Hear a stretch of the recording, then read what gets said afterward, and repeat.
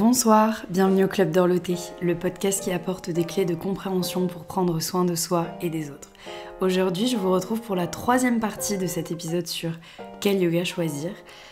Toujours pareil, petit disclaimer, mais dans cet épisode, exactement comme dans la partie 1 et la partie 2, on va parler essentiellement et uniquement d'ailleurs du yoga d'un point de vue postural et d'un point de vue purement physique, pratique physique.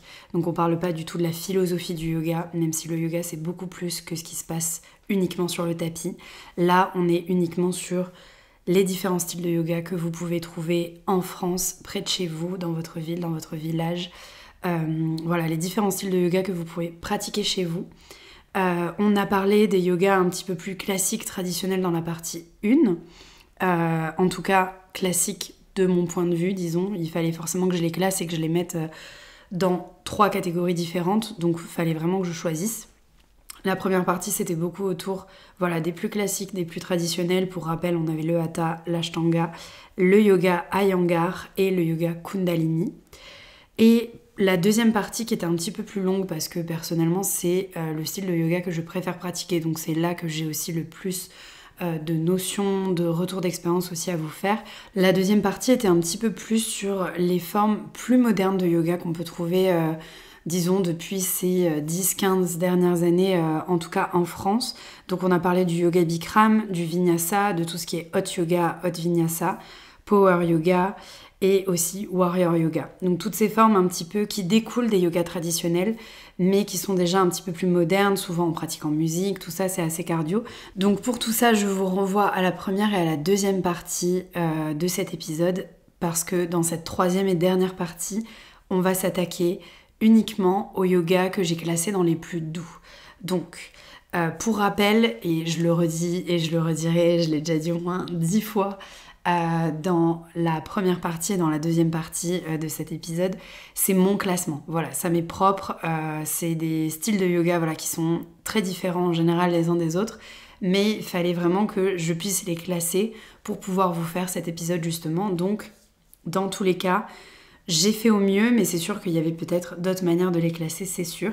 En tout cas, pour les plus doux, pour cette troisième et dernière partie, pour les plus doux, les styles de yoga les plus soft, on va dire, même si vous allez vite comprendre que c'est beaucoup plus compliqué que ça. Et techniquement, dans cette catégorie des yogas les plus doux, pour moi, il y a un des yogas les plus difficiles. On va y venir après. Donc, parmi les styles de yoga que j'ai classés dans les plus doux, on retrouve le Yin Yoga, le Yoga Nidra, le Restorative Yoga, les cours de Vini Yin ou Vin to Yin, ou aussi appelé Yang Yin, enfin ça dépend. En tout cas, voilà, c'est un mix de yoga dynamique et de Yin Yoga, on y reviendra après. Et en faisant mes recherches, je suis tombée sur un style de yoga que je connaissais absolument pas, le Gentle Yoga. Peut-être que ça parlera à certains. En tout cas, je le détaillerai rapidement parce que vraiment en faisant mes recherches, je suis tombée dessus. Mais sinon, personnellement, c'est un yoga dont je n'avais absolument pas entendu parler avant d'aborder ce sujet-là pour cet épisode. Donc ça va pas être le style de yoga central de cet épisode, clairement. Mais en tout cas, voilà, je voulais le mentionner quand même puisque je suis tombée dessus et dans ce qui est décrit, disons que ça se rapproche vraiment des yogas assez doux. Ça peut se rapprocher du restorative yoga, de toute façon on va y revenir.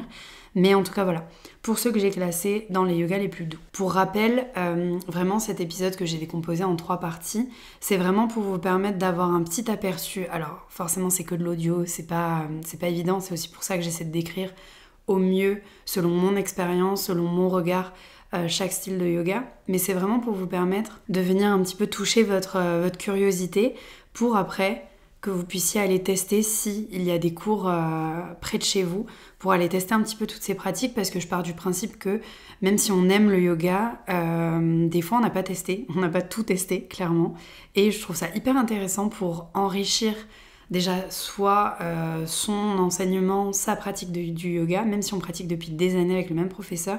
Je trouve ça trop cool d'aller tester plein de choses différentes, différentes manières d'enseigner aussi, j'en parlais dans la partie 2, parce que vraiment ça va vous permettre d'approfondir déjà votre pratique du yoga et vraiment de l'enrichir. Au-delà de l'approfondir, c'est vraiment de l'enrichir d'expériences différentes, de ressentis totalement différents aussi, parce que vraiment d'un style à l'autre, l'approche peut totalement changer. Donc c'est aussi pour ça que je fais cet épisode, pour vous permettre un petit peu de survoler tout ce qu'on peut nous proposer, en tout cas en France, en métropole, près de chez vous. On va commencer avec le Yin Yoga. Le Yin Yoga, et d'ailleurs, petite parenthèse, on ne dit pas Ying, mais bien Yin, ça s'écrit Y-I-N. C'est un des fondements de la médecine traditionnelle chinoise. Et je vous le confirme, il n'y a jamais eu de G, ou en tout cas c'est un autre mot qui ne signifie pas du tout la même chose. Donc c'est bien Yin Yoga, et pareil pour le Yin Yang, Y-I-N, ne rajoutez pas de G à l'oral, il est inutile. Voilà, clairement.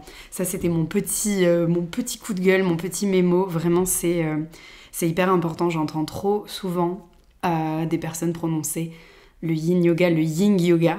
En plus du coup c'est pas du tout pratique à prononcer. Voilà. Il n'y a pas de G, retenez ça. Pour le Yin Yoga, moi, c'est une pratique que j'enseigne depuis déjà quelques années et c'est quelque chose que j'ai pratiqué avant de me former pour pouvoir l'enseigner. Ça aussi, c'est hyper important, je pense, si vous voulez faire une formation.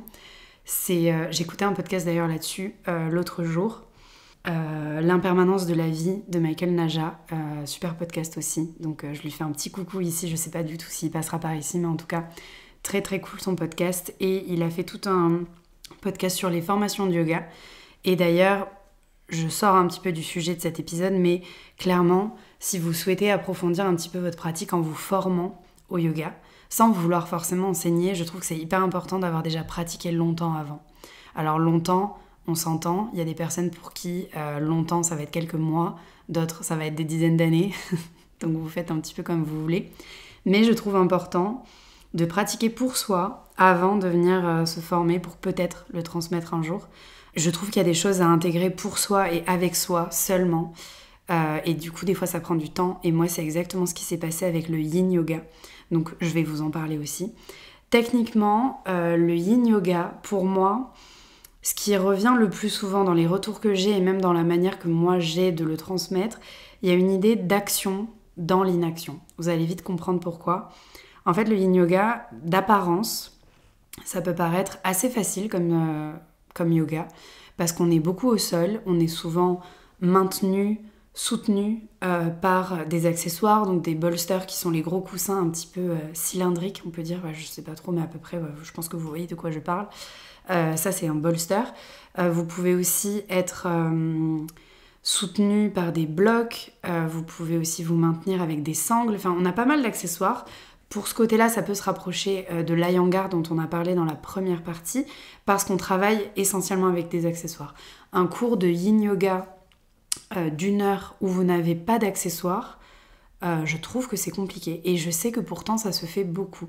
Des professeurs qui n'ont pas forcément de matériel à disposition peuvent guider des cours de Yin Yoga sans accessoires. Je trouve que c'est un peu un non-sens pour moi. Alors déjà en yoga, en règle générale, et on en parlera dans de prochains épisodes, les accessoires sont hyper importants. Du bon matériel, c'est très important. Et surtout si vous voulez aller plus loin, vous, dans votre pratique et dans les postures. Mais alors en Yin Yoga, c'est vraiment la base. En fait, l'idée du Yin Yoga, on est beaucoup sur des postures au sol, essentiellement d'ailleurs. Et le but, c'est de maintenir ces postures plusieurs minutes. 5 minutes minimum. Moi, ça m'arrive des fois en fonction de la posture, quand il faut faire côté droit, côté gauche, on reste 3-4 minutes.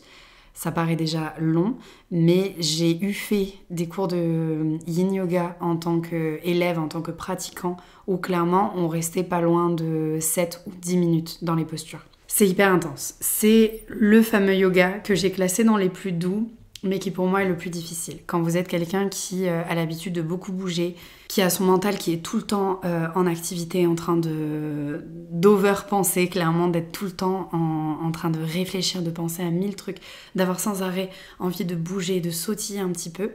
Et pourtant, je ne suis pas hyperactive, donc autant vous dire que pour un hyperactif, le yin yoga, un cours de yin yoga, c'est l'enfer, je pense. Quoique, au contraire, peut-être que ça peut venir poser ces personnes-là.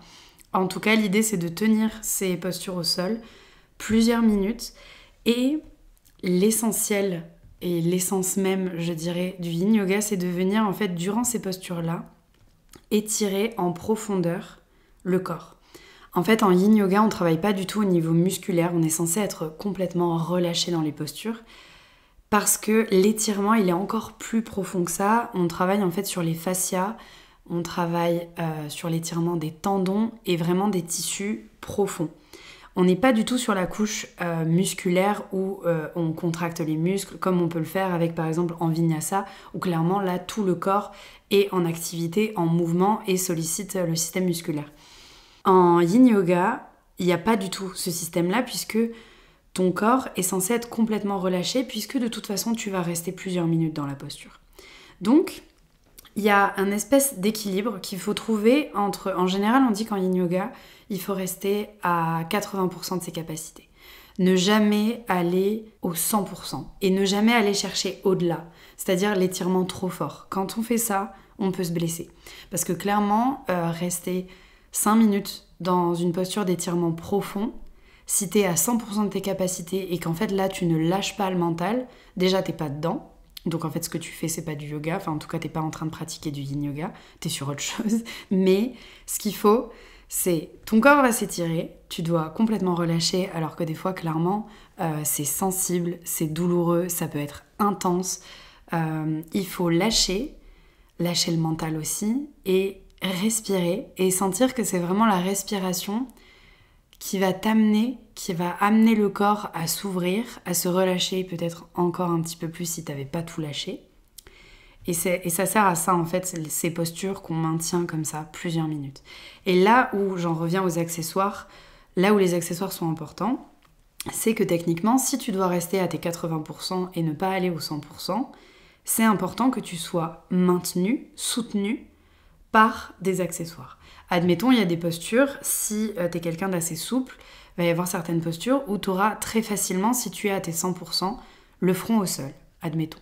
Mais là, comme on te demande de rester à tes 80%, parce que clairement on va rester 5 minutes dans la posture, et 5 minutes ça peut être très long, et encore des fois je vous dis c'est plus long que ça, les accessoires sont importants.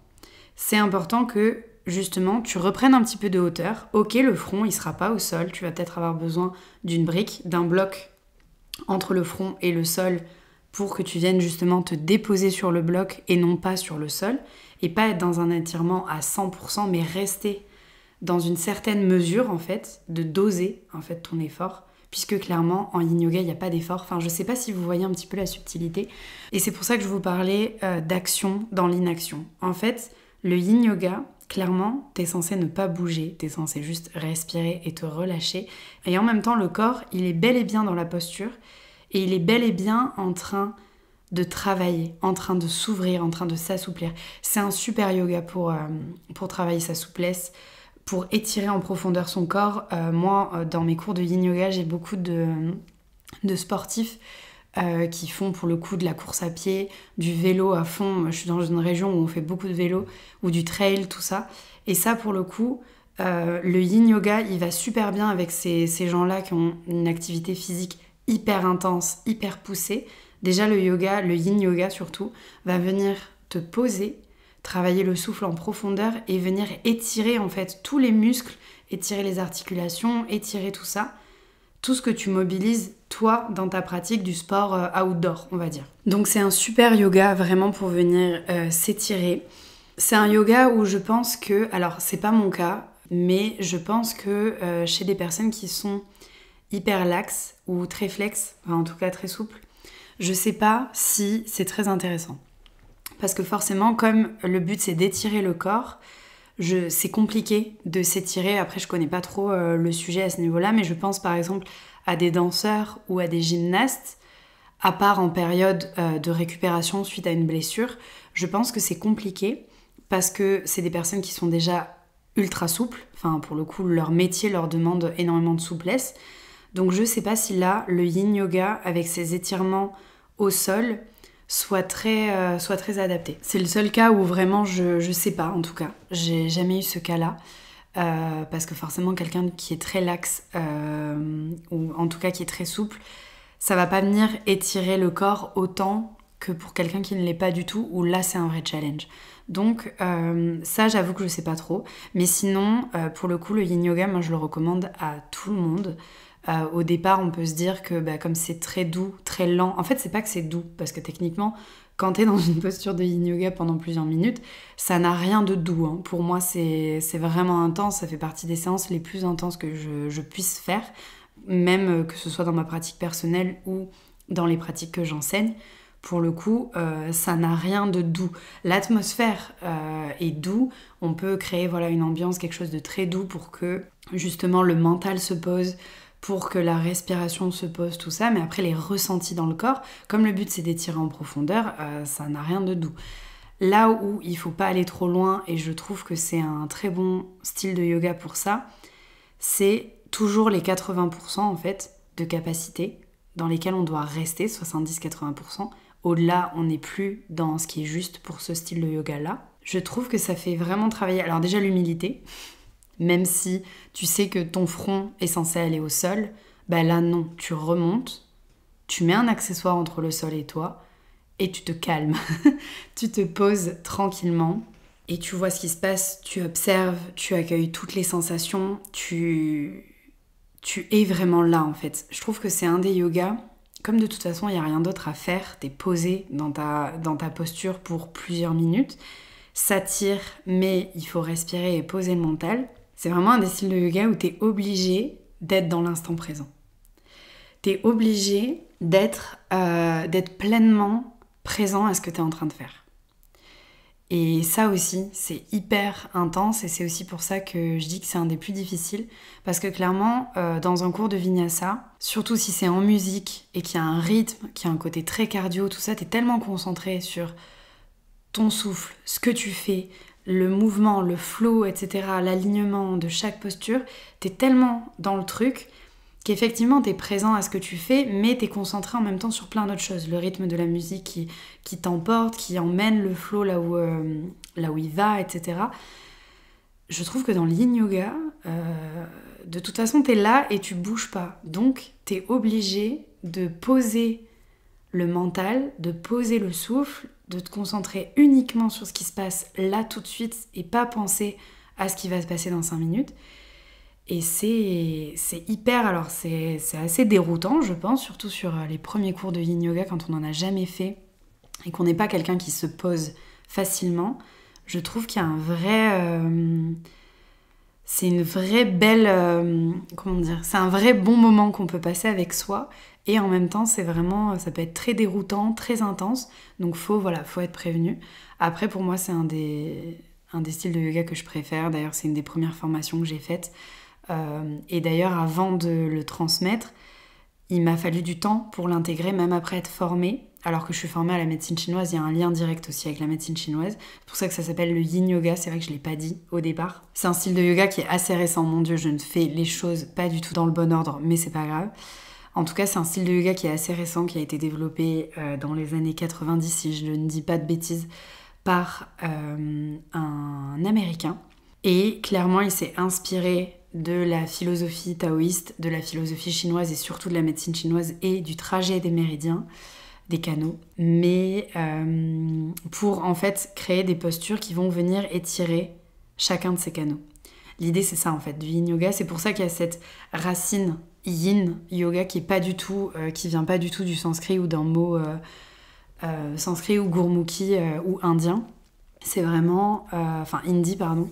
C'est vraiment un terme pour le coup qui vient du chinois traditionnel. Et de base, ces étirements profonds, c'était beaucoup pour ça.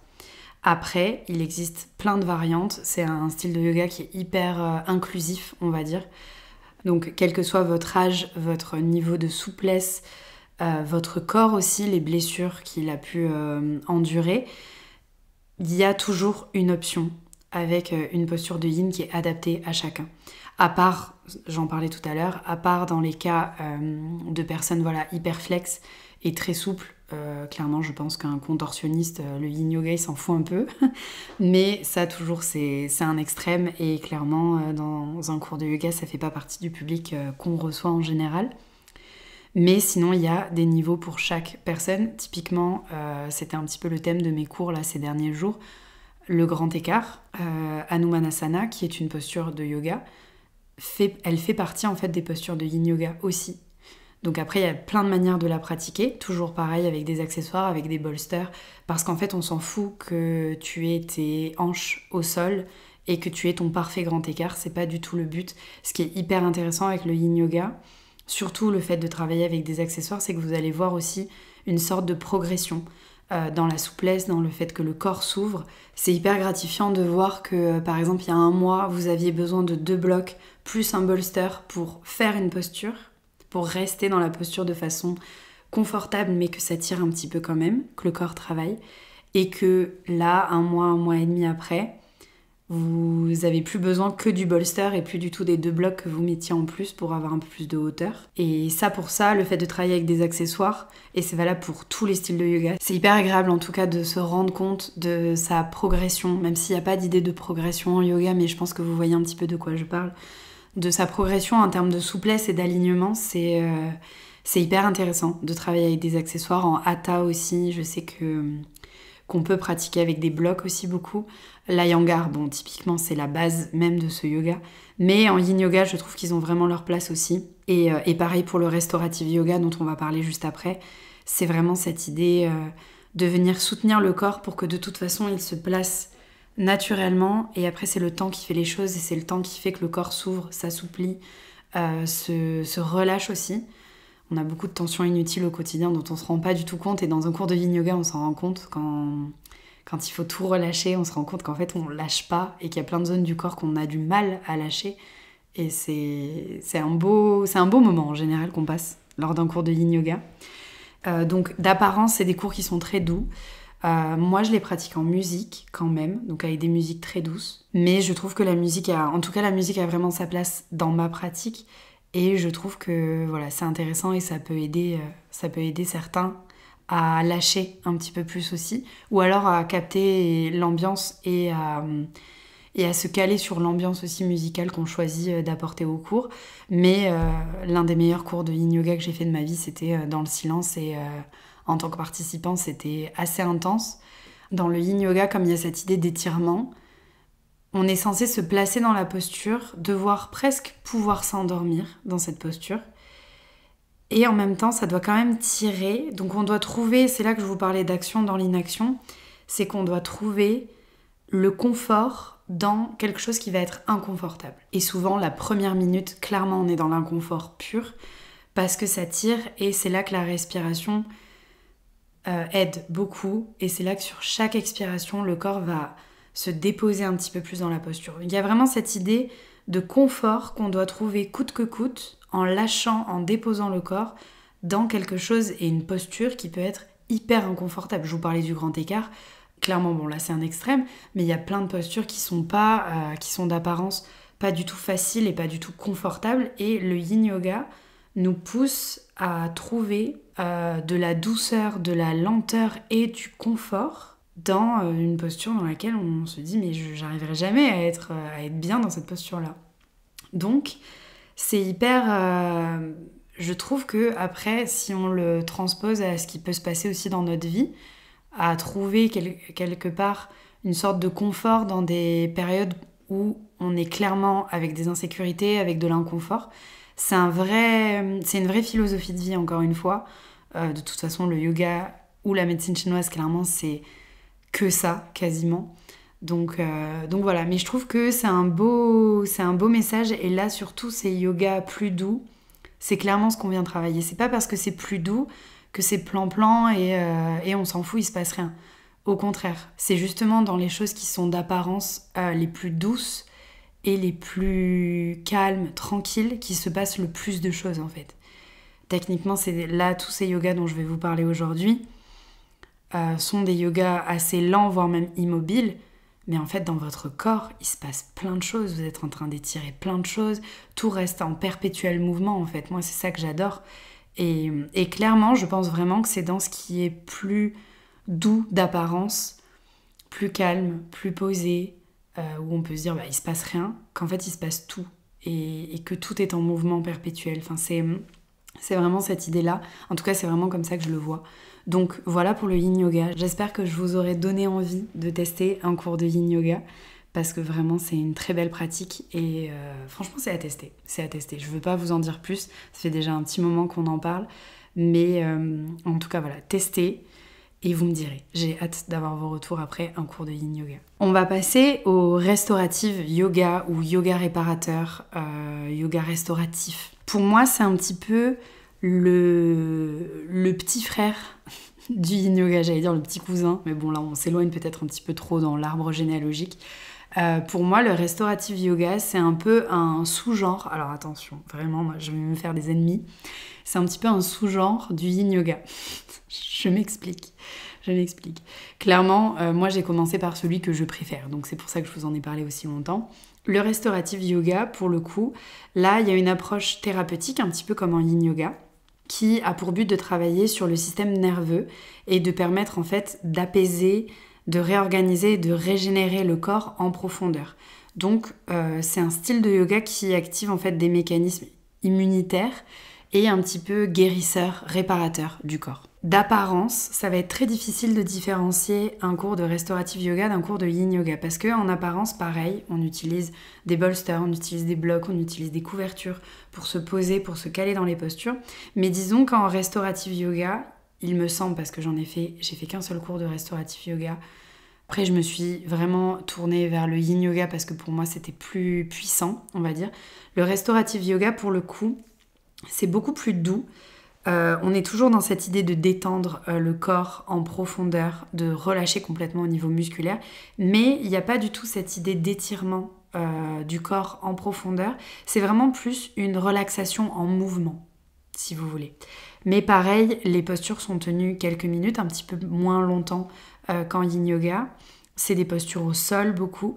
Et en général, le restorative yoga, au niveau des bienfaits, un petit peu comme dans tous les yogas, il y a la réduction du stress, de l'anxiété, de la fatigue, mais aussi dans ces yogas beaucoup plus doux, vous allez améliorer la qualité du sommeil. C'est non négligeable. Ça peut aussi venir travailler au niveau du système digestif, au niveau de la circulation sanguine aussi, mais c'est un yoga vraiment assez doux. Dans certains cours de yoga, en tout cas de restorative yoga, on peut voir aussi, comme on est censé être vraiment relâché dans la posture et qu'il y a une idée un peu de relaxation, il y a certains professeurs qui enseignent ce style-là en laissant les participants, les élèves, des fois 10 minutes dans la posture. Mais je vous disais, c'est beaucoup moins inconfortable que le yin yoga parce qu'il n'y a pas cette notion d'étirement. En fait, le but, c'est vraiment de venir vous poser avec une respiration lente, profonde et bien consciente pour vraiment permettre aux articulations de s'ouvrir, de stimuler un petit peu le système nerveux parasympathique aussi beaucoup, qu'on peut travailler uniquement en étant complètement détendu, presque endormi en fait. Donc c'est pour ça en fait que cet état de relaxation, souvent avec, vous avez une sorte de méditation ou de relaxation guidée aussi par l'enseignant. Et c'est vraiment, c'est là en fait que tout le côté régénérateur, restauratif en tout cas, de ce style de yoga prend tout son sens. C'est que je pense que c'est adapté à des personnes qui ne prennent pas le temps de se poser et où là, t'as pas le choix en fait. T'as payé ta place, t'as payé ton tapis. T'es là pour... C'est pas la sieste parce que le corps travaille quand même, mais t'es là pour lâcher la pression et juste t'installer, t'autoriser à te déposer en fait dans cette pratique, à te déposer dans chacune des postures. Peu importe le temps que tu vas y rester. Il y a vraiment un côté très lâcher prise. Encore plus qu'avec le yin yoga. Le yin yoga, je vous l'ai dit, il y a cette idée d'étirement en profondeur où pour le coup, des fois, ça peut quand même être intense au niveau des sensations. Là, en restorative yoga, on n'a pas ce côté intense. On a juste le côté de... faut juste se lâcher la grappe et se poser, se déposer vraiment dans chaque posture. Parce que de toute façon, on n'est pas là pour l'étirer, on est juste là pour... relâcher la pression, autoriser son corps à se détendre en fait. Donc j'espère que vous verrez un petit peu la subtilité. Ça se ressemble parce que je vous dis d'apparence c'est compliqué de les différencier parce que vous allez voir avec des gens avec des couvertures, des bolsters, des blocs. Mais la différence c'est l'intensité, je trouve, des postures et de l'étirement. Il y a moins cette idée d'étirement en restorative yoga et du coup ça peut faire beaucoup de bien à des personnes qui ont des douleurs ou des inflammations chroniques Parce que là, t'es posé, tu ne bouges pas, tu restes dans ta posture avec des supports, ton bolster, tes blocs, ta couverture. Et comme tu relâches, tu détends, tu permets à ton corps de se concentrer sur autre chose que ton stress au quotidien, que tout ce que tu as mangé dans la journée, etc. Là, c'est vraiment une pause aussi pour ton corps, pour que dans ton organisme, ça fasse un petit peu les liens et ça se mette aussi à venir restaurer ce qui doit être restauré. C'est vraiment comme ça que je le vois. Et c'est pour ça que voilà, pour des personnes qui ont des douleurs chroniques, tout ce qui est rhumatisme aussi, ça peut vraiment aider. Et aussi pour toutes les personnes qui ont besoin d'être accompagnées dans une détente, je trouve que c'est un super style de yoga à pratiquer. Et encore plus pour des personnes qui ont besoin vraiment de lâcher prise. Il y a des personnes qui vont aimer lâcher prise avec une activité cardio, avec du crossfit ou le fait d'aller courir, ou un yoga beaucoup plus dynamique parce que voilà, ils ont l'impression d'avoir transpiré et tout, ça fait du bien, le Bikram, tout ça.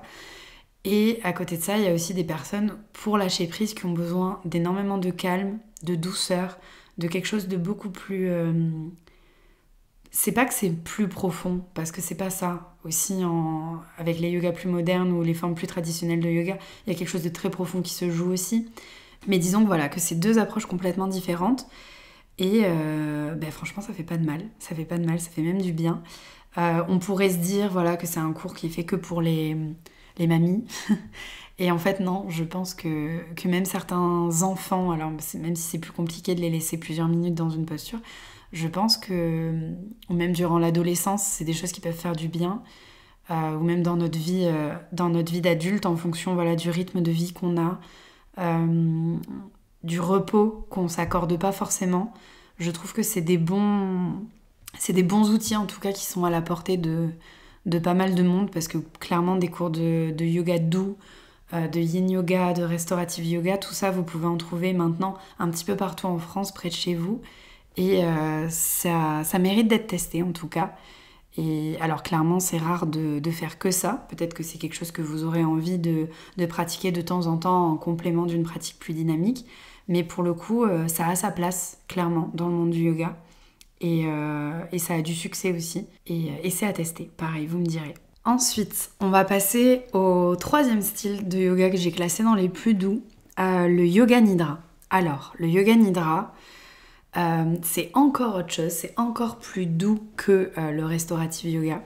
Le yoga nidra, clairement, souvent il est appelé yoga du sommeil. C'est une pratique de méditation profonde qui implique une relaxation totale du corps et aussi de l'esprit, donc forcément au niveau du mental, tout en restant conscient et éveillé en fait, et bien conscient de tout ce qu'on est en train de faire. Quand on présente ça comme ça, méditation profonde, ok, où il faut relâcher le corps et l'esprit et en même temps rester conscient, compliqué, et pourtant c'est hyper puissant. Je sais que ça fait pas l'unanimité, j'en parlais la dernière fois avec une amie qui me disait que pour elle, tout ce qui est yoga nidra, sophro, tout ça, bof, ça lui dit rien, elle a l'impression qu'il se passe rien en fait. Et je trouve que, enfin en tout cas moi pour le yoga nidra, je suis pas d'accord. Après ça m'est peut-être propre parce que moi j'ai eu des expériences toujours trop cool avec le yoga nidra, mais je voulais quand même vous le présenter et le mettre dans les plus doux parce que pour le coup, yoga nidra, vous êtes allongé, voilà, vous bougez pas. Vous ne bougez pas, clairement vous êtes allongé sur le dos comme si vous étiez posé dans votre lit prêt à pioncer, clairement. Nidra en sanskrit, si je dis pas de bêtises, et je vais pas vous le traduire littéralement parce que je ne parle pas sanskrit couramment, clairement, et ça fait partie des langues que de toute façon on ne peut pas très bien traduire en français, on a juste des significations, mais c'est pas vraiment des traductions. Nidra, il me semble qu'en sanskrit, ça signifie quelque chose qui se rapproche du sommeil. Souvent, on voit Nidra signifie sommeil en sanskrit. Je pense que c'est plus compliqué que ça, mais en tout cas, le terme de Nidra, on se rapproche de quelque chose en lien avec le sommeil, en lien avec un repos comme ça assez long. Mais c'est pas vraiment... clairement, vous n'allez pas dormir lors d'un cours de yoga Nidra. C'est là que tout se joue, c'est une relaxation profonde, mais dans laquelle vous devez rester pleinement conscient de tout ce que vous êtes en train de faire, de tout ce que vous êtes en train de vivre, de tout ce qui se passe, et rester concentré sur la guidance du professeur. Donc en gros, c'est comme une espèce de relaxation guidée. Je sais pas comment expliquer, mais en fait, c'est ça. Donc, lors d'un cours de Yoga Nidra, clairement, vous êtes allongé sur le dos, les yeux fermés. Donc c'est là que le challenge est intense. À partir du moment où vous fermez les yeux, il faut lutter, entre guillemets, pour ne pas s'endormir. Et tout le long, en fait, on suit les instructions et la guidance du professeur de yoga qui est là, en fait, vraiment pour nous amener de plus en plus profond dans les couches de notre esprit. Et après, lors du cours, après, tout dépend de la manière d'enseigner du professeur, mais ça peut être des techniques de visualisation, de respiration, des affirmations aussi à répéter. Pour moi, c'est même plus qu'une relaxation profonde, ça peut se rapprocher de l'hypnose, pour ceux qui ont déjà fait de l'hypnose. En tout cas, moi, je pense que j'étais pas loin d'un état... Après, moi, c'est particulier, parce que je peux me faire de l'auto-hypnose à n'importe quel moment. En fait, je peux me mettre dans ma bulle en auto-hypnose à n'importe quel moment. Enfin, même là, en vous parlant, je peux me mettre dans cet état-là très facilement. Je le fais depuis que je suis toute petite. Et pour moi, c'est un petit peu un jeu. Bon, on m'a dit qu'il fallait pas que je le fasse. J'ai appris avec le temps qu'il fallait pas que je le fasse tout le temps et n'importe où. Parce que, voilà, forcément, quand vous êtes sous hypnose, vous êtes dans un état quand même assez vulnérable et vous pouvez capter un petit peu tout ce qu'il y a autour de vous. Donc, c'est quelque chose que je ne fais pas dans certains lieux et avec certaines personnes aussi, c'est important. Toujours est-il que moi, les seules fois où j'ai fait du yoga nidra, sur la fin de la séance, sur la fin du... D'ailleurs, je parle de séance comme si je parlais de séance d'hypnose, mais c'est un peu ça. Sur la fin du cours, sur la fin de la pratique, j'étais pas loin d'être dans cet état en fait d'hypnose où pour certains, je pense que ça peut se rapprocher d'un état de transe aussi, alors sans vous faire flipper, mais vraiment, on va vraiment dans des couches assez profondes. Donc après, c'est trop bien parce que ça stimule plein de choses. Ça peut stimuler la mémoire, la créativité, ça améliore la concentration. Enfin, pour ça, c'est un truc de fou. Forcément, ça réduit le stress, les angoisses. Pour les insomnies, c'est incroyable. Enfin, ça permet vraiment de se poser, encore une fois. Vraiment, là, je pense que ça va être le titre de l'épisode. Comment se poser en yoga? Les styles de yoga pour se poser. Bref, à la fin d'une séance de yoga nidra, où on se sent un petit peu comme après avoir assisté à un voyage sonore. Je ne sais pas si vous avez déjà fait des relaxations sonores, des cérémonies du son, voyages sonores, des bains de gong, ce genre de choses. C'est très puissant. Là, pour le coup, c'est quelque chose d'externe qui fait qu'on se relâche, donc c'est les vibrations des instruments. Même s'il n'y a pas d'instrument en yoga nidra, clairement, la voix, la façon de poser sa voix du professeur, la voix du professeur, ça peut vraiment, c'est limite comme un instrument, quoi. Les vibrations que peuvent envoyer certaines voix, certains sons, la manière aussi d'amener, un petit peu comme une méditation guidée, parce que clairement c'est ça, je vous ai dit relaxation depuis le début, mais comme on doit rester conscient, il n'y a que le corps physique qui est relâché et tout le reste, on est quand même bien présent à tout ce qui se passe. Clairement, souvent, ça commence par un espèce de body scan. Donc, on vous demande... Donc, vous êtes sur le dos, vous avez les yeux fermés et la personne qui est là pour vous guider vous demande de visualiser soit une lumière, soit, je sais pas, une présence, quelque chose. Dans mes souvenirs, c'est une lumière. Qui va venir traverser chacune des parties de votre corps en partant des doigts, en passant vraiment dans chaque doigt, chaque orteil, chaque articulation.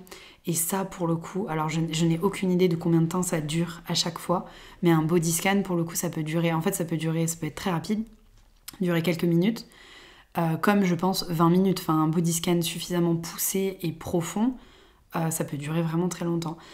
Un cours de yoga nidra, c'est pas évident d'arriver à savoir combien de temps ça dure. En tout cas, vous, une fois que vous êtes dedans, ça vous fait exactement la même sensation qu'un voyage sonore. À partir du moment où les yeux sont fermés et où clairement vous décollez, parce que c'est ça, sauf si vous restez dans le mental et à ce moment-là, vous vivez pas l'expérience comme il le faut, comme il le faudrait en tout cas. En yoga nidra, vous vous rendez pas compte en fait de combien de temps vous êtes resté allongé à suivre la guidance du professeur. C'est un petit peu pareil en méditation quand vous commencez, à moins que vous ayez un timer, pour le coup, la méditation, vous pouvez méditer pendant très longtemps sans vous en rendre trop compte. Ou alors au contraire avoir l'impression que vous avez médité très longtemps et au final vous avez médité 4 minutes. Voilà. C'est super déjà de méditer 4 minutes, c'est incroyable. Ne vous inquiétez pas, il n'y a pas de performance non plus à ce niveau-là. Et d'ailleurs j'ai fait un épisode sur la méditation avec mon ami Michael et on en parle de ça, que même 1 minute c'est déjà énorme. 1 minute de se poser, toujours pareil, se poser, très important. 1 minute où tu te poses pour faire de la méditation, pour simplement respirer, fermer les yeux, c'est déjà énorme. Donc, il n'est pas question de ça là. Mais en tout cas, c'est un vrai outil aussi, je trouve, le Yoga Nidra. C'est quelque chose que vous pouvez pratiquer seul aussi. Il existe des enregistrements sur YouTube. Moi, mon premier cours de Yoga Nidra, c'était ça. C'était un enregistrement sur YouTube d'une dame, je crois. Après, ça date d'il y a plusieurs années. Mais pareil, c'était une première expérience et pourtant même avec un enregistrement, une vidéo, c'était incroyable. Et ce qui est dur, ce qui est difficile, des fois je sais aussi que je vous ai parlé de visualisation, d'exercice de respiration, de body scan, et il me semble qu'il y a un exercice où t'es censé compter, à l'envers, faire un truc. Et en fait ça, c'est super dur de le faire du début à la fin, les yeux fermés, allongés en restant conscient, parce qu'en fait tu t'endors. Il y a vraiment, moi je le vois vraiment comme ça. Après c'est propre à moi et c'est parce que c'est comme ça que je visualise aussi le sommeil. Mais je vois vraiment le Yoga Nidra et le sommeil en général avec des sortes de couches que tu dois, ou des marches un peu, un escalier. Je suis en train de partir dans tous les sens, bref. Et le Yoga Nidra, pour moi, on descend pas autant cet escalier que pour aller s'endormir vraiment et dormir profondément. Mais en fait, on reste à une certaine limite qui est un petit peu entre les deux, où vous êtes encore conscient, mais vous allez tellement en profondeur qu'on est presque en train de s'endormir, mais il ne faut pas s'endormir, parce qu'on n'est pas là pour dormir, vous êtes dans un cours de Yoga Nidra. Et du coup, il y a une espèce de marche, un peu comme en apnée aussi, si vous visualisez ceux qui descendent en apnée en longeant un fil, un câble. Un fil, on va pas exagérer, en général c'est des câbles quand même. Il y a un petit peu ça, il y a cette idée de... Il y a la profondeur du sommeil. À la surface, c'est votre état éveillé permanent, en fonction de votre état physique, bien sûr. Et le Yoga Nidra, on commence en fait à descendre. On descend. On est un petit peu plus en profondeur que des pratiques comme le Restorative Yoga dont on a parlé juste avant. Où là, vous êtes dans une relaxation, mais vous êtes toujours là. Vous êtes avec vos bolsters, vous êtes calés, mais vous ne dormez pas. Normalement, vous ne dormez pas. On n'est pas non plus endormi comme on pourrait l'être lors d'une sieste d'une 20aine de minutes, où là vous savez que vous n'allez pas en sommeil profond. Mais on est à la limite où il se passe un truc, où vous êtes dans un état un peu comme, exactement comme lors d'un voyage sonore, où vous êtes dans un état un peu second, vous écoutez ce qui se passe et la guidance du professeur, mais limite vous avez complètement oublié votre corps. Le corps il est complètement détendu, c'est pas du tout une pratique physique. J'ai vraiment l'impression que le Yoga Nidra, pour moi, il y a un côté simplement mental, comme la méditation, où on travaille beaucoup l'esprit, en fait. C'est un yoga de l'esprit. Et du coup, j'essaie de vous le décrire soit avec cette idée de marche, un escalier qui descend vers les profondeurs de l'enfer, non, mais qui descend vers votre état de sommeil profond, quoi. Ou cette idée de câble des gens qui font de l'apnée. Voilà, c'est un peu comme ça que je le vois. Et après, en général, c'est rare de faire un cours de Yoga Nidra où vous faites que du Yoga Nidra. Moi, toutes les fois où j'ai fait du Yoga Nidra, où j'ai pratiqué cette technique-là, c'était après un cours plus dynamique, où en général, toutes les fois où j'ai pratiqué du Yoga Nidra, en général, c'était sur un cours soit de 2 heures, soit un cours d'1 heure et demie, où clairement pendant 1 heure, voire un petit peu plus d'1 heure, on avait pratiqué soit du vinyasa, soit du hatha, en tout cas une pratique posturale, voire même du yin yoga. Et au moment du shavasana, de la relaxation, même si c'est pas une relaxation, vous avez compris, qu'on est censé faire lors de tous les cours de yoga, si un jour vous faites un cours de yoga sans cette posture, barrez-vous.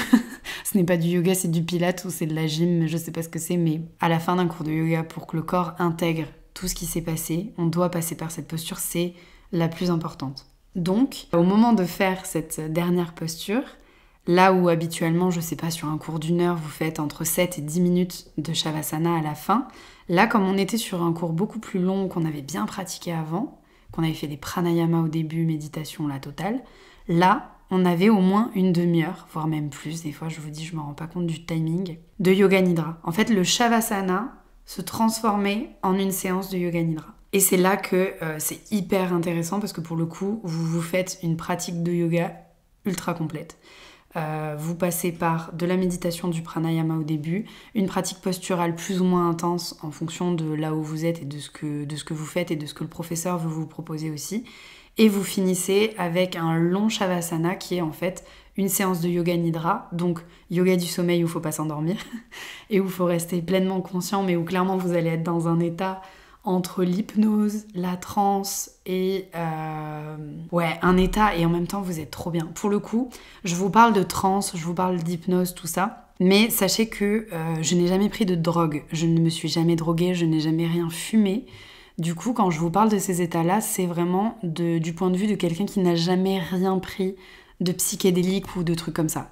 Pour vous dire, je n'ai même pas les termes. Je ne sais même pas ce que ça fait. Moi, j'essaie simplement de vous décrire comment je peux sentir ce type de pratique-là avec mes mots. Donc quand je vous parle d'auto-hypnose, c'est parce que moi, c'est un espèce d'état second dans lequel je peux me mettre toute seule très facilement depuis que je suis petite.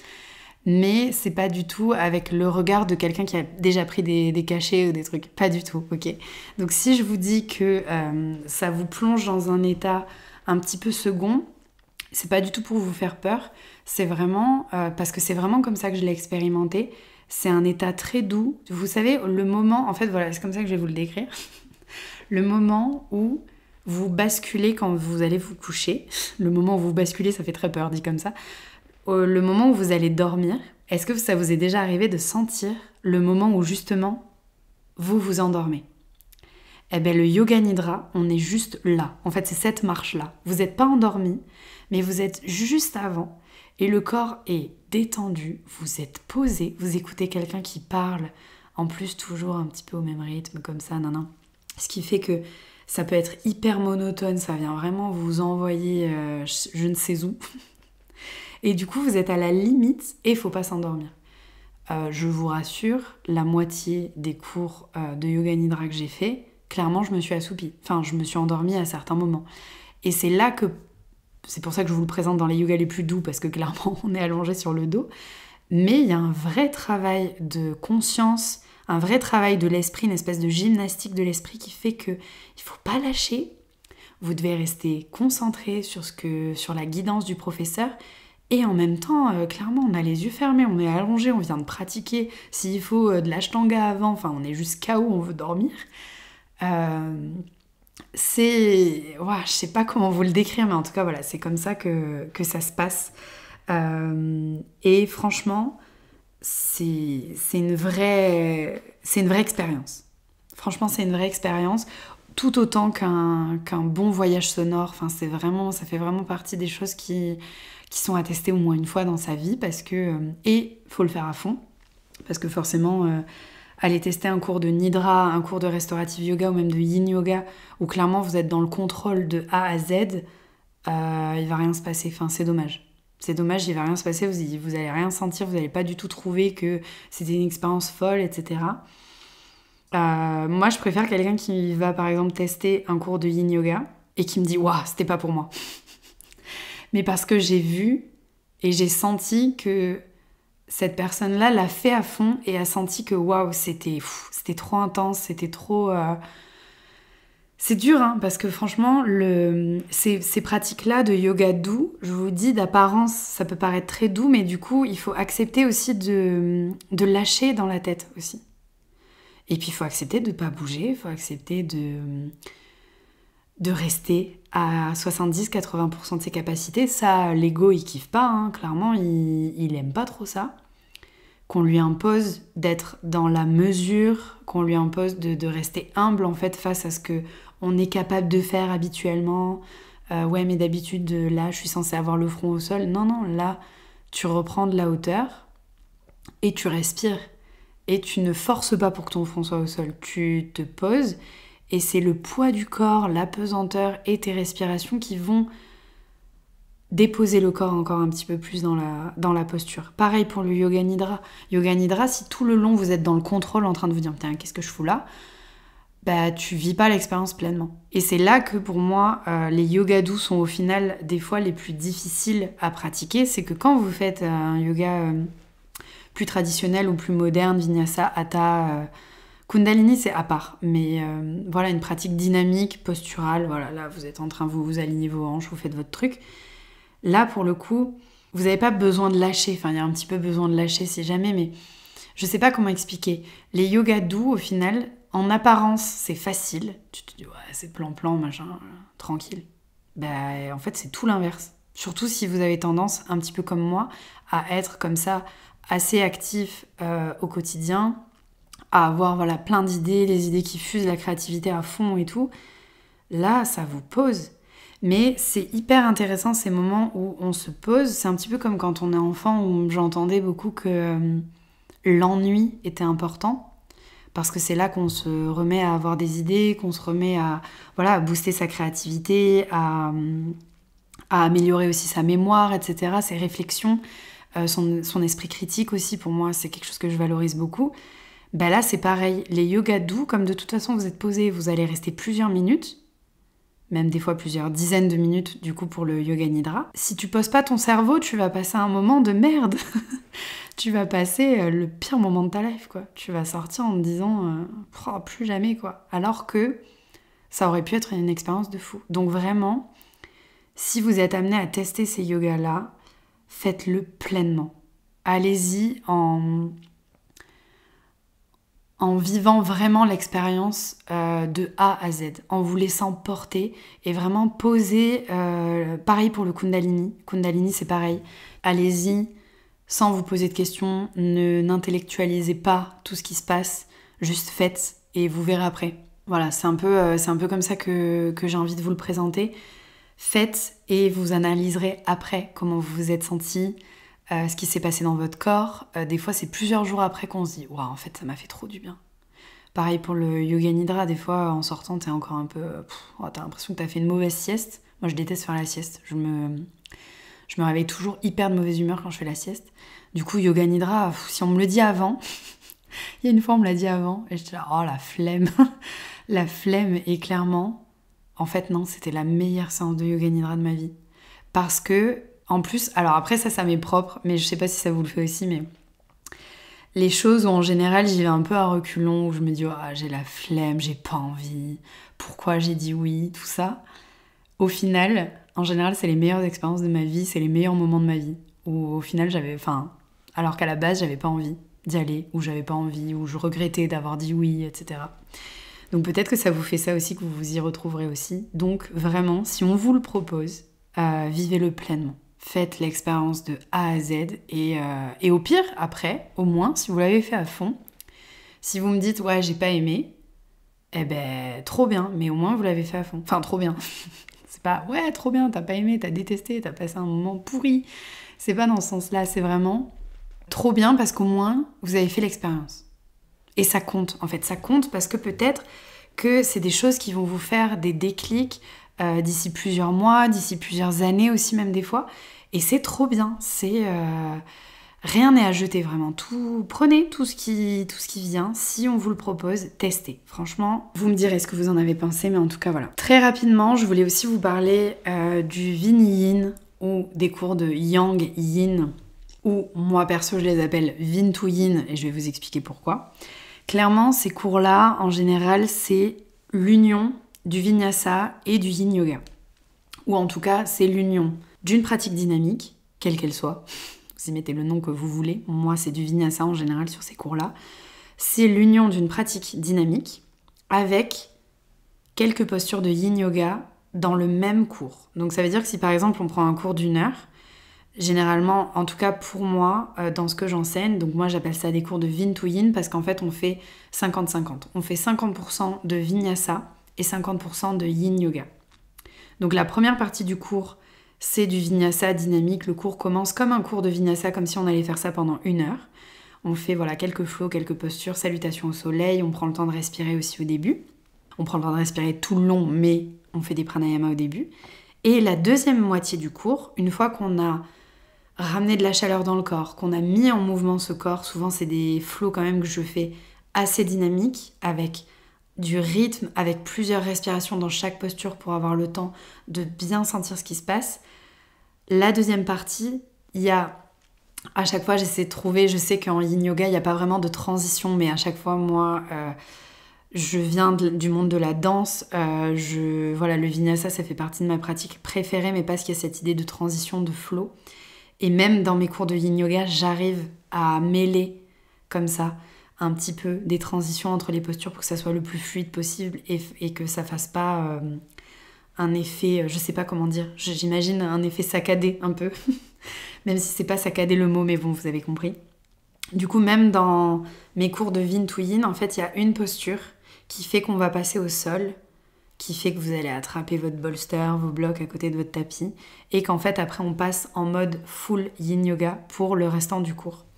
Et c'est hyper intéressant, parce que pour le coup, dans ces cours-là, on travaille autant du dynamique que du statique passif, d'un point de vue physique, on l'a compris, parce que dans la tête, c'est loin d'être passif. Et du coup, c'est hyper complémentaire. En général, c'est des cours qui ont du succès, parce que on travaille autant avec deux forces qui sont complètement différentes, qui peuvent être en opposition et en même temps qui sont hyper complémentaires. Donc ça rejoint un petit peu la philosophie qu'on peut avoir en médecine chinoise, ou un petit peu comme le yin-yang pour le coup, où on a ces deux forces qui sont opposées mais hyper complémentaires, toujours en recherche d'équilibre et d'harmonie. C'est vraiment comme ça que je présente les cours de Yin-Yin, Yin-to-Yin, ou Yang-Yin, ou Yin-Yang. Yin-Yang, je comprends pas trop, parce que ça voudrait dire que le cours commence par du yin et après on fait du dynamique. Je sais pas trop, ça me paraît un peu... je sais pas, quoique ça peut passer.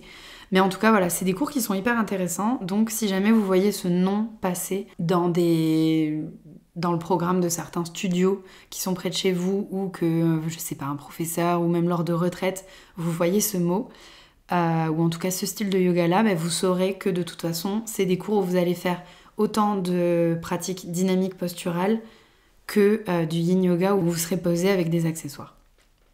Du coup, c'est aussi super pour une première introduction au yoga doux et en tout cas, en l'occurrence là, au yin yoga. Ça permet à des personnes qui n'ont jamais fait de cours full yin yoga de venir tester un petit peu. C'est une bonne introduction, je trouve, aux personnes qui n'ont jamais fait de yin yoga, de tester parce que de toute façon, là, il est pris dans un cours d'1 heure où on ne pourra pas dépasser, où vous allez bouger parce que si vous aimez bouger, ça va y aller, ça va y aller fort, en faisant du hatha, du vinyasa, des trucs un peu sympas. Et après, on pose, on calme tout ça avec quelques postures seulement, parce que forcément en yin yoga on reste longtemps dans les postures, donc quelques postures seulement, des fois 3, 4, pas plus, ça suffit, avec des accessoires. C'est une bonne intro et démonstration un peu de ce que peut être le yin yoga. Donc c'est hyper complet comme cours. Donc franchement, si vous en avez près de chez vous, foncez parce que ça peut être assez intéressant pour vous. Et encore une fois, tout est bon à prendre, tout est bon à tester, à expérimenter. Toujours pareil, c'est ce que je disais au début de l'épisode, pour venir enrichir votre pratique, c'est hyper important. On va passer au dernier style de yoga que pour le coup je connais moins. Il se rapproche en fait de tout ce qu'on a dit là depuis plusieurs dizaines de minutes maintenant. C'est vrai que je me suis pas rendu compte, mais j'ai parlé fort longtemps. Le gentle yoga, alors je connaissais pas du tout, c'est vraiment en faisant mes recherches pour cet épisode, enfin mes recherches, tout est relatif, mais que c'est vraiment en préparant mes notes pour cet épisode que je suis tombée dessus. Le gentle yoga, de ce que j'ai compris, c'est un yoga qui serait accessible à tous les niveaux de forme physique.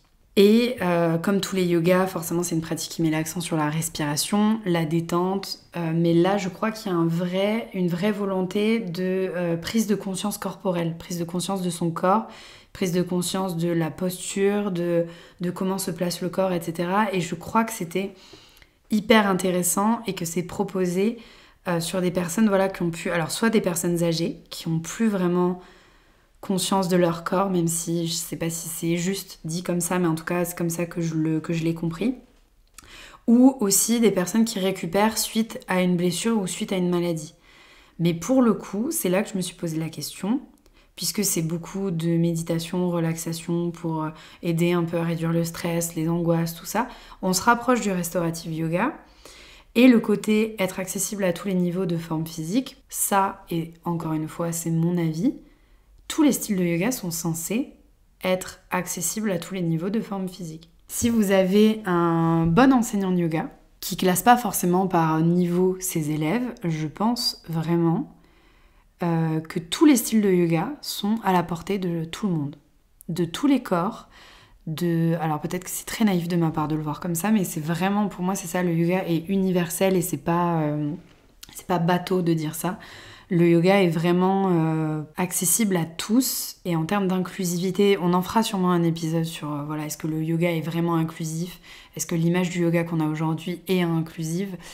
Je ne sais pas, mais toujours est-il que moi, mon avis, c'est que n'importe qui peut faire du yoga, n'importe quel corps peut faire du yoga aussi.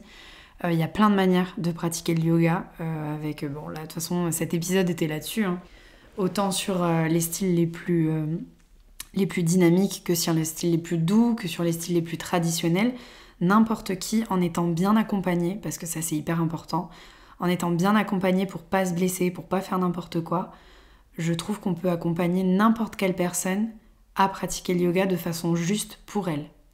C'est vraiment comme ça que je le vois, et c'est là que du coup, le gentle yoga, est-ce que tous les styles de yoga ne sont pas des gentle yoga, quelque part? Voilà. C'était un petit peu ma réflexion, puisque le gentle yoga, visiblement, c'est des postures douces, mais qui seront là pour étirer en douceur, avec des exercices de respiration lente et profonde. J'ai l'impression qu'on se rapproche quand même du yin yoga dont je vous ai parlé un petit peu plus tôt.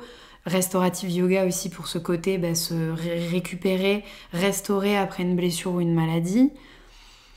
Moi, je pense que, en tout cas, voilà, je vous le cite parce que je suis tombée dessus et voilà. Après, est-ce que c'est pas, comme je vous le disais dans la partie 2, un côté des fois un petit peu marketing où on met des mots devant yoga, j'en parlais pour le power yoga ou power vinyasa, où des fois c'est simplement un outil en fait de communication pour faire la différence avec d'autres styles de yoga pour que les gens comprennent. Mais moi, je pense que suite à une blessure, on peut très bien récupérer avec du restauratif ou du yin yoga largement. Le yoga nidra peut aussi beaucoup aider, même si techniquement on est allongé. Comme c'est un yoga qui travaille beaucoup sur l'esprit et la conscience, je pense que comme on se rapproche de l'hypnose, il y aurait plein de choses aussi à venir restaurer comme ça avec des visualisations, etc. C'est vraiment des outils qui sont hyper intéressants. Et donc voilà, mais je vous le cite quand même. Dans tous les cas, je me répète sûrement, je sais pas combien de fois je l'ai dit durant l'épisode, mais les yogas doux, doux ne veut pas dire facile. Voilà, doux, c'est simplement que d'apparence, c'est beaucoup plus lent, beaucoup plus doux effectivement. Mais pour le coup, ce sont des vrais exercices de lâcher prise, peut-être même plus que des yogas dynamiques. Donc voilà, les yogas doux ne sont pas à jeter et à mettre dans une catégorie à part, à mettre de côté. Ce sont de vrais outils. Il y a des exercices de respiration aussi qui sont hyper puissants, qui souvent sont proposés que sur les cours de yoga doux, parce que c'est là qu'on a un petit peu plus le temps, voilà, le rythme un petit peu plus lent. Voilà, ce sont des vrais outils pour moi au quotidien. Il y a des postures de yin yoga qui sont essentielles à connaître, je trouve, pour la vie quotidienne. Je sais pas, je donne l'exemple des douleurs de règles, par exemple, chez la femme. Vraiment, pour moi, le yoga, quelle que soit sa forme, peut vraiment vous accompagner tout au long de votre vie, quel que soit ce que vous traversez dans votre vie, quel que soit le style de yoga qui vous accompagne à ce moment-là. Le yoga, c'est votre meilleur pote pour toute votre vie. Vraiment, c'est comme ça que je le vois, en tout cas. J'espère qu'avec ces 3 parties bien distinctes, désolée d'ailleurs pour la partie 3 qui arrive beaucoup plus tard que prévu. D'ailleurs, bon, ça pour le coup, ça vous concerne pas forcément si vous écoutez cet épisode beaucoup plus tard, une fois que les 3 parties sont postées. Mais c'est vrai que voilà, j'avais envie un petit peu de faire un long épisode en 3 parties. Et c'est pour ça vraiment qu'il y a ces parties distinctes, ces 3 épisodes à part. Même si ça forme un seul et même épisode, je trouvais que c'était intéressant de vous le présenter sous cette forme-là. J'espère que ça vous aura permis d'en savoir un petit peu plus, d'arriver peut-être à différencier certaines formes qui pour vous se ressemblaient beaucoup, où vous ne voyez pas trop la différence. Après, encore une fois, je vous l'ai dit au début, dans la première partie, il y a autant de yoga que de profs de yoga. Gardez vraiment ça en tête. Peut-être que du yin yoga avec une prof, vous allez adorer en vous disant j'adore le yin yoga en général, et un jour vous testerez un autre cours et vous allez détester.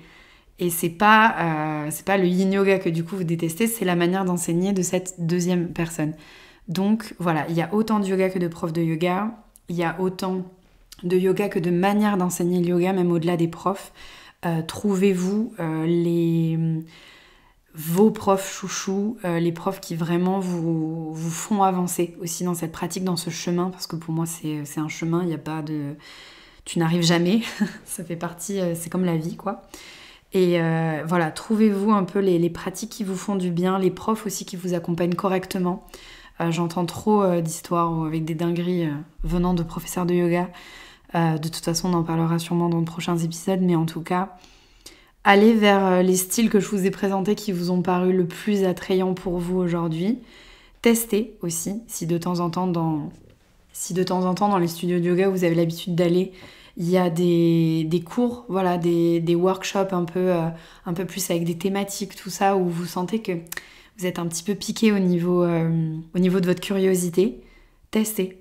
Allez essayer. Moi, je me suis retrouvée à faire un atelier de 3 heures de Kundalini himalayen à Toulouse avec mon mec il y a quelques années. Et c'était incroyable, l'expérience, c'était folle. Il n'avait jamais fait de Kundalini. Moi, c'était seulement mon, 3e ou 4e cours de Kundalini. Et puis là, on est sur un atelier de 3 heures. Bon courage, quoi. Et sur une thématique, il me semble que c'était sur un chakra en particulier. Je ne sais plus exactement avec le temps. Mais voilà, et on a testé. Et ça fait partie des expériences voilà, qui sont marquantes. Si vous avez du mal à y aller seul aussi, je sais qu'il y a beaucoup de personnes qui pratiquent beaucoup en ligne ou beaucoup depuis chez eux ou avec YouTube, tout ça, parce qu'ils n'osent pas aller dans des studios. Pour le coup, essayez ou alors allez-y avec quelqu'un au départ qui vient vous accompagner. Renseignez-vous aussi en amont, peut-être discuter si vous en avez la possibilité sur Instagram avec certains professeurs. Ça peut vous permettre d'être un petit peu plus en confiance. Moi, je sais que je l'ai fait pour une formation. J'avais pris contact avec la personne qui allait nous former parce que voilà, j'avais des petits doutes avant de commencer la formation et j'avais besoin d'être rassurée après une expérience un peu traumatisante lors d'une autre formation. Avant de nouveau m'investir dans quelque chose, je voulais absolument être en confiance. Donc voilà, des fois, il ne faut pas hésiter à envoyer un petit message, à téléphoner, à vous renseigner aussi autour de vous pour être sûr de ne pas avoir d'insécurité à ce niveau-là. Mais en tout cas, voilà, testez, faites des expériences et vous me direz ce que vous avez essayé, quel style de yoga vous a le plus plu. Et on se retrouve très très vite. J'espère que cet épisode vous a plu. Passez une très belle journée, une très belle soirée, une très belle nuit. Je ne sais pas du tout quand vous écoutez ce podcast. En tout cas, merci beaucoup d'avoir passé ce moment avec moi. Prenez bien soin de vous et on se retrouve très vite. Bisous!